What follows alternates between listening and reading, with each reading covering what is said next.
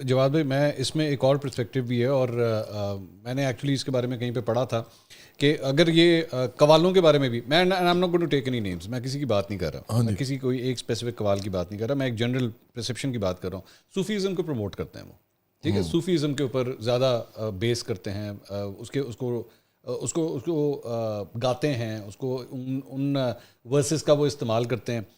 قوالی دا 50 لاکھ روپے لیندے ہیں جو فنکشن جاتے ہیں، اس کا صوفیزم کے ساتھ کیا تعلق؟ یہ تو جی ہمارا ایک دوست ہے جنید جمشید، میرے بہت مطلب میرے سے ان سے بڑا اچھا تعلق تھا، پیار بھی تھا.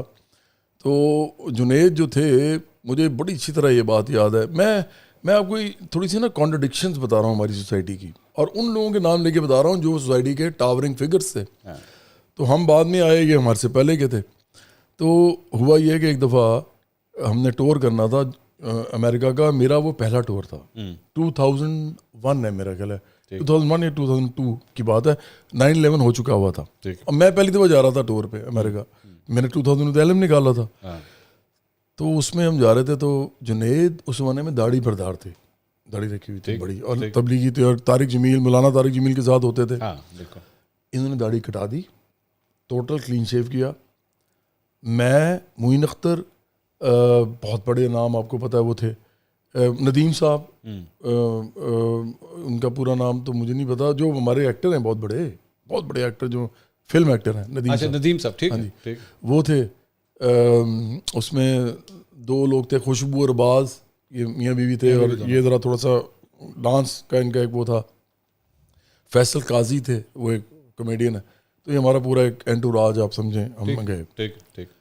میں بڑا حیران ہوتا ہوں اس بات، وہ جب انہوں نے کروائی نا وہ تو، اور چلے گئے، تو ایسی باتوں میں، کیونکہ اتنا لمبا ٹور تھا، کوئی 1.25 مہینے کا، تو باتوں میں جب بات نکلی تو پتہ چلا کہ he wanted to make some money so that he could invest it into a business. So he took some sort of a فتویٰ یا جو بھی ہوتا ہے فرام تبلیغی جماعت کہ جی میں اگر یہ کرنے کے لیے داڑھی کٹا دوں، واپس آ کے پھر رکھ لوں. تو وہ پیسہ کس سے کمایا؟ میوزک سے، کانسرٹ سے. واپس آ کے کہا ایک پریس کانفرنس میں، یہ میرے سامنے ہوا، میں اس کا تجدید گواہ ہوں. واپس آ کے پریس کانفرنس میں کہا، ہمارے جرنلسٹ تھے بہت بڑا، اچھا مزے کی بات ہے، پھر محسن جعفر نے یہ سوال کیا، یہی بندہ جو پی ٹی وی کا بہت بڑا پروڈیوسر ہے، کہ جی اس پریس کانفرنس میں کہ جنید نے کہا میں شکر کرتا ہوں کہ میں نے یہ کام چھوڑ دیا، اور میں دعا کروں گا کہ جتنے بھی لوگ یہ کام کر رہے ہیں ان کو بھی خدا ہدایت دے اور وہی چھوڑ دیں. تو اس نے کھڑے ہو کے پوچھا، محسن جعفر صاحب نے پوچھا کہ یار آپ نے جو اتنے پیسے بنائے ہیں لائف میں، آپ وہ سارے جو ہیں وہ آپ دے رہے ہیں مطلب غریبوں کو یا کسی آرگنائزیشن کو، اور آپ اپنے ایسیٹس ختم کریں کیونکہ آپ نے تو حرام کی کمائی اس کا مطلب کمائی ہے. اس پہ جنید ایک دم لال چہرہ ہو گیا جنید کا. جنید نے کہا کہ نہیں، یہ میں نے فتویٰ لیا ہے کہ جو پہلے آپ کے پاس ہے سارا وہ آپ کو واپس کرنا ضروری نہیں ہے. اچھا، تو ریلیجن کو دیکھو منصور، آپ اتنے آپ ماشاءاللہ انٹیلیجنٹ آدمی ہیں، میں آپ کو بلاگ سنتا رہتا ہوں. آپ مجھے بتائیں کہ ریلیجن تو میرے لیے بھی امپورٹنٹ ہے، آپ کے لیے بھی امپورٹنٹ ہے، لیکن جب آپ اس کو یوز کرنا شروع کرتے ہیں نا to make your point stronger یا ٹو ایکسپلائٹ اے فلاسفی، تو میں اس کو بہت برا سمجھتا ہوں، کوئی بھی کرے. تو میرا خیال ہے کہ یہ کانٹرڈکشنز، یہ تضادات ہمارے جو ہیں یہ منافقت کی حد تک پہنچے ہوئے ہیں. اور حالانکہ جنید بہت اچھے آدمی تھے، بہت اچھے، لیکن دیکھیں پیسہ تو آپ کیوں کہہ رہے ہیں کہ باقی لوگوں کو ہدایت ملے؟ بات یہ ہے کہ باقی لوگوں کو کیوں ہدایت ملے یار؟ ساری میوزک انڈسٹری، فلم انڈسٹری نہیں، منظور اس کی بہت بڑے ریپرکشن. آئی ایگری، لیکن میں صرف یہ کہہ رہا ہوں کہ ایک شخص اب اس دنیا میں نہیں ہے، نہیں وہ تو وہ چھوڑ دیں، لیٹس ناٹ نہیں. لیکن بات تو ہم ہٹلر کی بھی کرتے ہیں، وہ بات تو ہم زغال علی بھٹو کی بھی کرتے ہیں، جمشید اور میرا مطلب ہے ہٹلر کا کمپیریزن تو نہیں، لیکن میرے فیلڈ کے ہے نا. اور جب میں، آپ مجھ سے یہی پوچھ رہے ہیں کہ میری فیلڈ میں میرے لوگوں کے ساتھ اگر کسی کے ساتھ کوئی مسئلے تھے تو کیوں تھے، میں ایک آئیڈیالوجیکل آدمی تھا، اور آئیڈیالوجیکل آدمی کو مسئلے ہوتے ہیں. اچھا، اب جو کچھ بھی اب ہم نے دیکھا ہے، مطلب ٹرانسفارمیشن ہم نے دیکھی ہے، میوزک ہیز چینجڈ لاٹ، مطلب سنس 90s، اس کے بعد 2000 کا ایک ڈیکیڈ آتا ہے، اس کے بعد 2000 ویسے بڑے پرانے ہو گئے. اب میں اس کو کیلکولیٹ کر رہا ہوں، ناؤ وی آر اسٹارٹنگ ان 2022. لوگوں کے ٹیسٹ چینج ہو گئے ہیں.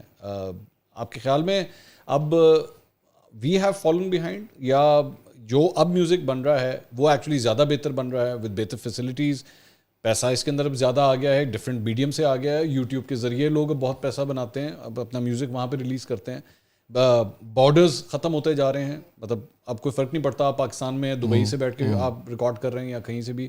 آپ کے خیال میں اس میں بھی ایک بہت بڑی ٹرانسفارمیشن آئی ہے؟ بالکل آئی ہے, اور یہ اس سے نقصان یہ ہوا ہے کہ آرٹ جو ہے وہ اس کے اندر جو کمپٹنس تھی اور جو ایکسیلنس تھی, جو کہ میرے زمانے میں بھی کم ہوئی.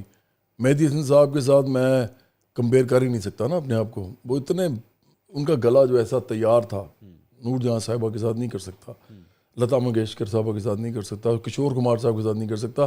وہ ون ٹیک میں گاتے تھے, مطلب میوزک بجنا شروع ہوا اور وہ انہوں نے گانا ہے, کوئی اس میں آپ کٹ نہیں لگا سکتے, بعد میں آپ ایک لائن نہیں گوا سکتے, ایک لفظ نہیں پنچ کر سکتے, جو ہونا ہے اسی 4 منٹ میں ہونا ہے جو 4 منٹ چل رہا ہے. جی وہ اتنے زبردست لوگ تھے کہ ان کے گانے سنے تو وہ لگتا ہے کہ سر میں ہل ہی نہیں رہے, ایسا سر پکا ہے.